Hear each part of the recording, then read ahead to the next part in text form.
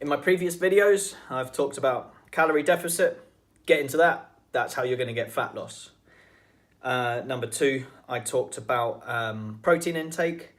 It's just very useful for preserving muscle and getting into a calorie deficit whilst staying fuller for longer. I've also talked about resistance training. We want to preserve muscle.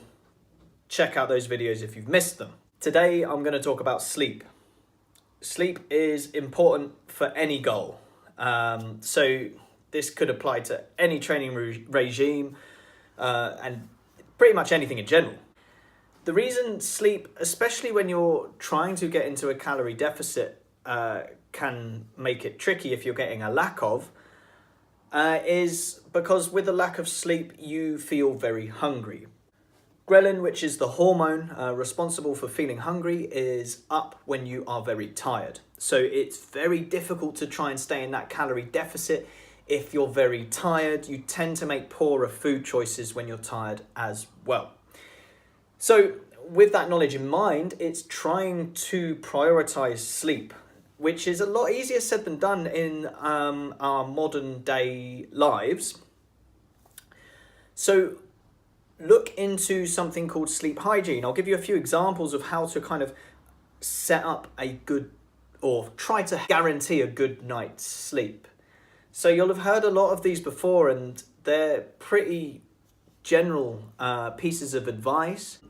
Making sure you haven't got technology, no screen time an hour before bed. Try to go to sleep and wake up at the same time every day, even on the weekend, even on days off. It just helps with your circadian rhythm and just, then your body knows it's time to go to sleep. In bed, only one activity happens, sleep, maybe one more activity. But other than that, that is it, so try not to stay in bed, get up, get out when you're awake. You might find things like having a warm shower, a warm bath before going to bed. Even a cold one can help. Personally, I find a cold one does not help me. I'm super awake, and a warm bath does not help me either, because then my heartbeat is racing. For whatever reason, it just doesn't sync with me. But these are things to try for yourself. A little stretch routine, a bit of yoga before going to sleep can really help you kind of relax into bed. Going for a short walk around the block, 5 minutes, is enough. You can walk longer and this will get those extra steps in, because we're still talking about fat loss here. But a quick walk before going to sleep can really help you drift off that bit easier. Making sure you're taking on enough magnesium. Magnesium tends to be fairly deficient in most individuals, as far as I'm aware from what I've read and understood.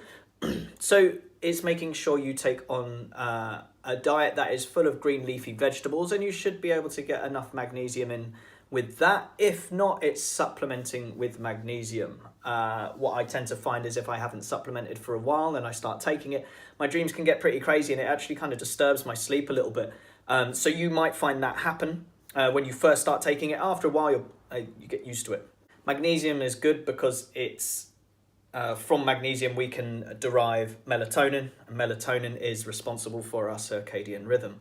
So that can help us drift off. If you're in a particularly noisy house or, building, then earplugs might be useful. Blackout curtains could be good. We also do want to wake up to sunshine. So there's pros and cons to a few of these things. You can wear night masks as well. Essentially, at the end of the day, we would ideally get 7 to 9 hours of good quality sleep. That will help us recover from the gym, but also keep us from snacking so often on poor food choices because we are so tired.